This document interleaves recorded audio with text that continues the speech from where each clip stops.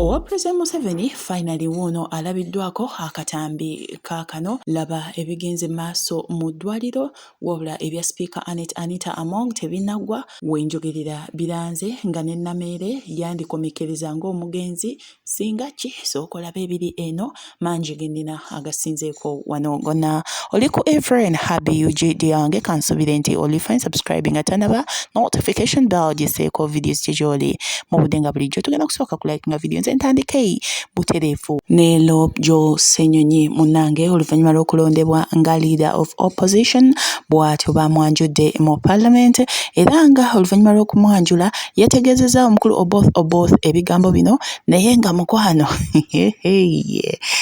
mwana Joel Ssenyonyi ngenda mukuwawo aliko obugambo bwe yategeezezza ye yamutunudde mu munye n'amugamba nze mukwano sikulondangako naye angasina kutwalayo nyongera okujukiza nti Sheikh Ashraf alombadde nkubereka enamba ku screen weri omanyi ebisingawo wabula gwe ali ewala ogenda kusindika kifaananyi babere nga bakolako obulungi ennyo nnyini eddala kuba enamba eri ku screen awo obere nga omanya ebisinga. Tugenda kutandika n'omukulu Oboth nga yanjula Alooja Ssenyonyi oluvannyuma lw'okulondebwa nga leader of opposition ate tugenda. And I hereby announce Honorable Joel Basekezi Ssenyonyi as the leader of opposition. Honorable Ssenyonyi, for new members, they may not know you. If I described you, you may think I am insulting. But so this is the Honorable Joel Basekezi Ssenyonyi, the man who will oppose on from this side. Please show him some love with some applause. And then the chief, there's a formation of government now on both sides. The chief opposition whip, who had already started his work by opposing everything, is Honorable Mwiru Paul here. Congratulations to the two of you, and you now know they were doing whether the thing is good or bad, oppose. But really, I'm not here to oppose anything and everything. No. My duty and the duty of colleagues on this side is to keep the government in check. That's our duty. And I invite colleagues to join us in doing this duty, doing the same, executing this mandate. Because keeping the government in check is for the good of each one of us. Honorable Speaker, I'm sure one of these days you will have a day when members will raise matters of national importance. They will tell you about the poor roads in their areas. They will tell you about, government officials stealing money that is supposed to trickle down to their people. They'll tell you about bad hospitals. They'll tell you about all these many different things. So as we keep government in check, it's for the good of all of us, and we shall happily continue to do it. Honorable Speaker, the Vice President and the Prime Minister have been approved by this House. We all did not vote for the both of you, but you have been approved. And our hope is that you will serve everybody. Because you see, that's what service delivery is supposed to be about. That you will extend services to everybody. That your offices will be accessible. We are going to bother you a great deal. Please get ready. Whether it be knocking at your offices, whether it be here on the floor, we shall not come at your home. She has said at home, no, we shall not come. But here in the parliament. Please get ready. Because it's important for that to get happen. On our end, we are going to keep you in check. And please, you should be happy about that. It should not be a bad thing. When we keep you in check, we are saying, do better here, improve here, do this the right way as should happen. And so we'll keep bothering you about all these many different things, service delivery, political prisoners. That's a song we have sung, and we're not going to keep quiet. Because there's people that are rotting in jail 5, 6, 7 years. They have not had their day in court. That is wrong. wrong, regardless how it happens. And by the way, the same has happened to some people on the interim side. So regardless who it happens to, it is wrong. So these things we shall not keep quiet about. Get ready. Honorable Speaker, I did not vote for you to become Speaker because I had a candidate. No, me, I'm saying it publicly. Because I had a candidate. But I'll tell you what, Right Honorable Speaker. But your candidate voted for me. I don't know about that. But I want to believe the 60 votes he got, one of those was his. But I'll tell you what, Right Honorable Speaker. I want to salute you, especially for your remarks after you took chair of Speaker, when you were still at Kololo. I, for that moment, felt at ease. I hope I'll continue to feel that way. And here is why I felt at ease. Your speech had 3 critical elements that excited me. Number 1, you promised to be a speaker even for those who did not vote for you, like me. And that's imperative. Because now you have become a referee for all of us. Our hope is that you will be ready to blow the whistle when there is a hard tackle, as opposed to you actually being the one tackling us. So that gave me comfort, Right Honorable Speaker. You promised in your remarks a corruption-free parliament. That excited me. And you have our support in ensuring this, Right Honorable Speaker. Right Honorable Speaker, you promised that Parliament is supposed to be open, and so the media is supposed to be welcome here. I want to appreciate, because on that one you have taken immediate action. I was told that the Nation Media Group accessed Parliament today, because they were barred from accessing Parliament for months, and that is wrong. My appeal to you, Right Honorable Speaker, I'm saluting you publicly for the remarks that you made. Kindly actualize the remarks that you made. That's my humble appeal to you. You know, sometimes we say things and then we don't actualize them. But my hope is that you are going to actualize these remarks that you made, that we shall all feel comfortable in being in this house, that I should feel at ease to stand up and object to something. And I know I'm not going to be vilified. And by me, I mean several colleagues, that nobody is going to be vilified for having that school of thought. That's why we are all here. We all have different schools of thought. Congratulations, alooja Senyonyi. Bantu bangi baadde baagala ekifo bakimuddize naye nga baatondemu ne bakimuddiza, tumwagaliza bisinga. Kakati waliwo kapaati kano akatambula ate Nambuuze teyajjukiza Nabbanja Kibalama. Nkutidde naye bannange omukyalo ono yakayisizzaawo kati nnyo tugende ye bannange. To congratulate Honorable Nabbanja, who has just been approved by this House. Hope she will use this time now to tell us where JB Kibalama is. Mwana Nambuuze yakayisizzaawo, manyi ayinza okwerabira, alowooza eggwanga lyerabidde nti yagamba be balina Kibalama, naye yabadde alina omujjukiza nga bayingira Parliament e12, naye nga Nabbanja olwamukwasizza akazindaalo yakozesezza omukisa ogwo na congratulating alooja Senyonyi mukwano gw'enfanfe, naye nga tukimanyi bulungi bano ababiri bwe babeera baba mu kuyombagana. Yagambye kati ntugenda. Allow me to once again, in a special way, congratulate my brother, the Honorable Bisekezi, the leader of opposition, for that renewed mandate, and your chief whip, my grandson. You know, he told you he's my grandson.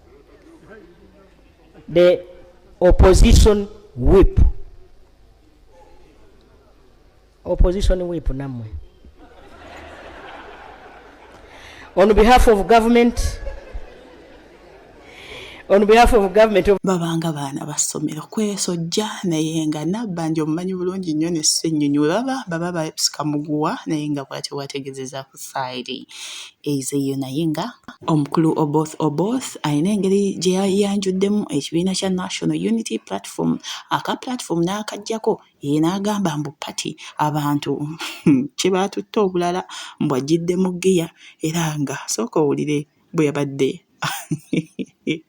tugende. In accordance with Section 8.1 of the Administration of Parliament Act 2006, the party, not the platform, has elected Honorable Joel Basekezi Senyonyi, Member of Parliament for Nakawa West constituency, as the leader of the opposition in Parliament.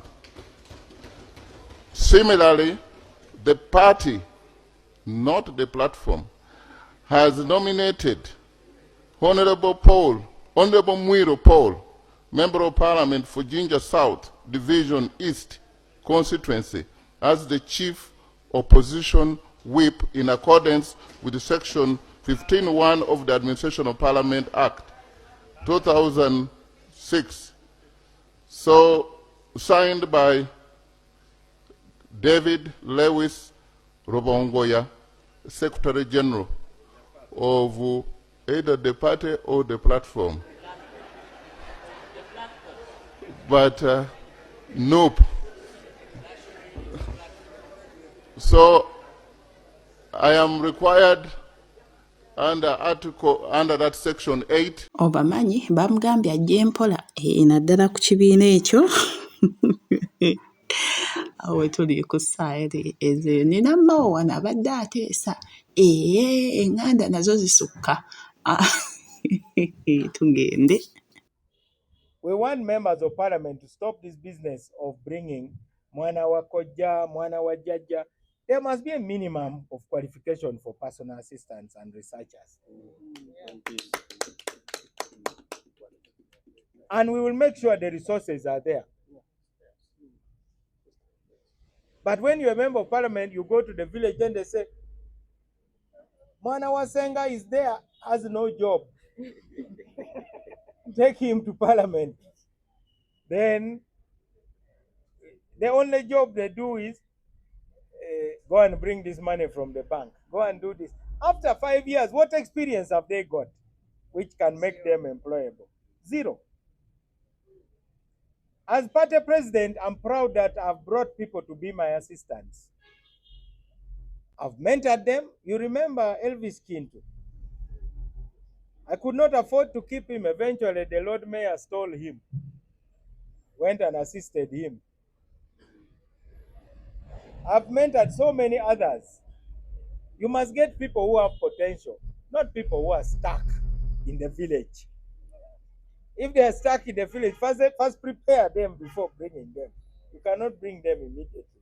Omwana mmawo bw'agamba ku side ezeeyo naye oba alikimanya ddi nti baamukoowa mu kibiina kye kyennyini ky'alemezzaamu kubanga omukulu mukasambidde kati nennyo tugende. Eyo yondooza eri pasono tetumanyi gye igenda naye tetumwinaako buzibu. Akoze ensobiize okumala emyaka 15 kati naffe ke kaseera batuwa omukisa olw'ensobi zaffe. Enjawulo ku zaffe n'ezize ti ezize azikoze yekka ezaffe tujja zikola ne bannaddipi bonna nga tumala ziteesaako ne tulyoka tuzikola nga Ben Kiwanuka bwe yakolanga, nga Dr. Semugere bwe yakolanga, nga ba Joseph Kasolo abakitandika bwe balowooza. N'olwekyo ffe tulowooza nti muganda waffe talina buzibu agende maaso n'obuweereza. Naye kino kye yatandise okuyita bannaddipi bakabalaza, veranda politicians, olw'okuba tebawangula bifo byabwe. Ekyamazima kyali kisolo kino kye mbabuulidde kye yafuuka ekiremeseza bannaddipi okuwangula.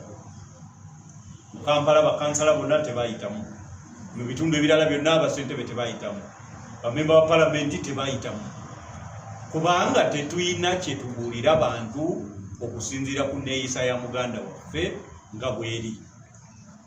N'olwekyo ye yennyini lyekkolero ery'abakabalaza. Enkulembera ye y'ekibiina kino, ekibiina kya DP kyawangulanga obwa pulezidenti ne bakibba bubbi. Kati we kituuse kijjudde bakabalaza ngera naye bwe yagambye. Ate newuunyiza nti ye yabadde ataasanyuka.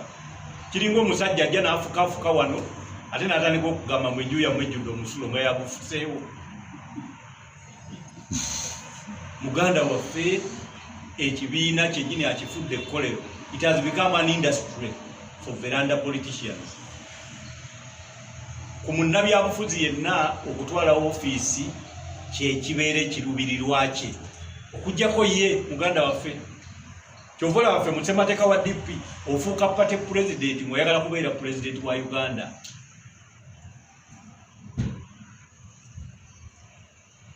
Naye ye afuuka pate pulezidenti ng'ayagala kubeera sipiika, ng'ayagala kubeera MP, ng'ayagala kubeera IGG, ng'ayagala kunnyonnyola kubeera bayiriifu bano bokisoniafu abakwata emmotoka ezaguliddwa bannabyabufuzi.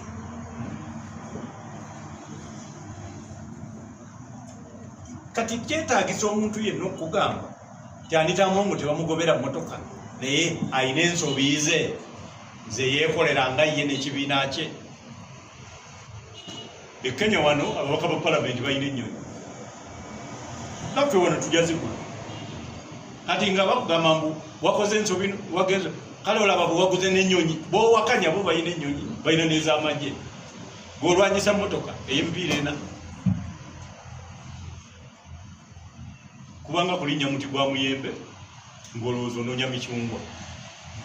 Bakugamba ku muti gw'omuyembe tekubeerako micungwa ayi ensonga lwaki nzikirira. Kakati osikala oyogera bikocco naye nga tewaliwo otambula olaga. Sibeerako mu kibiina kirala. Nze mbadde mu DP okuva we natandika ebyobufuzi. Gye mmanyi gye ntegeera kyekibiina. N'olwekyo gye nsobola okulwanirira tewali kirala. Bw'atyo omukulu oyo bw'agamba ku sayidi ezo naye ng'akakasa agamba bino eby'okugoba sipiika Anita Among kati ninyo tugenda.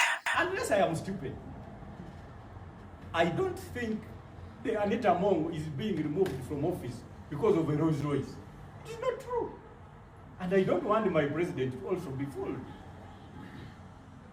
They are fundamental mistakes that she has committed against her own party. Otherwise, in Kenya, members of parliament have choppers. In fact, I can't promise that I will not have one during these coming 5 years. No, it is a means of transport. If you have got aspirations, you must have aspirations to run at a speedy pace in order to achieve them. It's not true. What does it take to buy a chopper? At 1.7 billion that buys a Rolls Royce, you can buy a chopper. It depends on the type. So, I don't think my president is being serious when he begins the pursuit of vehicles. This one has bought a vehicle which is her. This one, for me, for example, my support for Anita Among begins and ends with her own SEC endorsements. Nothing more. And it was based on the cooperation agreement. N'ebigambo by'omukulu Mukasambidde olowooza nno munnange omukulu Mao ayagala okumanya ng'akyayagala nno Anita Among bamunoonyerezeeko mu palamenti batya nti munnange bangi bwe baawa emirimu nga tebagwanidde wuuno eno kasooka atuyiseemu agamba bye mulabako bye bitono. Mwana Mao alemezza baanange kankuwa akatambi kano kati ne tugende mu maaso awo mukwano gwange. We are calling upon the new leadership of Parliament to establish a forensic audit process. Some of you may not be aware that the things that are in the public domain is just a tip of the iceberg. We ask, who watches the watchdogs? I think we have demonstrated that Parliament is incapable of exercising oversight over itself. Only an inquiry will be able to establish who got jobs wrongly without being qualified, while those who are qualified are being bypassed. Those who are not qualified are being promoted. Nepotism was at its highest. A patronage system was set in place. I'm told many influential people got their children to get jobs in Parliament in exchange for their loyalty. We are calling upon the new leadership of the Parliament as they strive to clean the image of Parliament. We call upon them not just to focus on the image. The focus should be on the substance of what Parliament is set up to do. We are not satisfied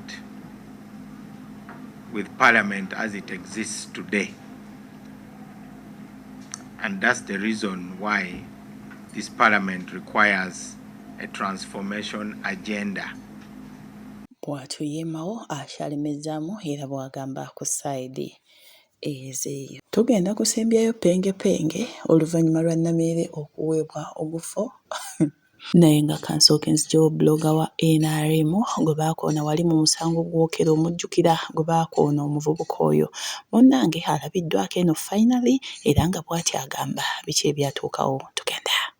Omukungu wamma abadde bagamba nafa ndi mulamu abaali bambika oba kino kibalekawa ngenda ntereera okomawo we wakoma wotandikira komawo wenakoma wentandikira kati ngotomuwamu Bobi Wine si ye yantomera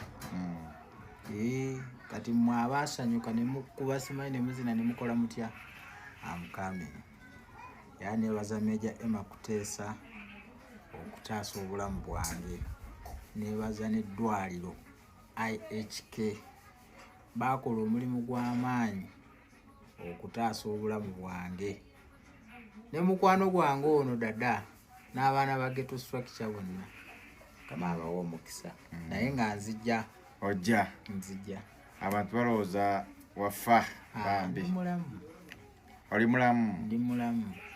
So for tukigere tap the screen tuline PL on TV eyafuna accident wali agenzo kavalinga amawulire g'omutemu yatta abaana bana kakati sijja kwerabira akatemu ako bannange mbadde ngenze akatemu sijja kkerabira okero sijja kwerabira mu bulamu bwange. Bobi Wine nno naye abonyeebonye n'eggwanga lino kati oba atawabingiriramuwa naye nga bw'atyo bw'agamba ku sayidi ezeeyo. Kabaka Penge oluvannyuma lw'okutegeera Namere yaweereddwa ogufo abadde agamba tugende. Namere bagenze ne bamuwa obukulu era bwe twogerera Justin Namere kati minisita amawulire olwagafunye ng'agenda asanga mutabani we bwe yasanze mutabani we omulenzi oyo omukulu ng'amubuulira amawulire nti Museveni ampadde ekifo era mutabani we yamuwadde haaga mutabani we n'amuyozaayoza mutabani we n'alaga okusiima n'essanyu nti kati maama minisita kwegamba kadde kaseera kazibu nnyo kati w'omwama n'omwana nti maama yabadde abuganya essanyu nga n'omutabani abuganya essanyu so kabadde kaseera kazigizigi. It was an emotional moment wakati wa maama n'omwana.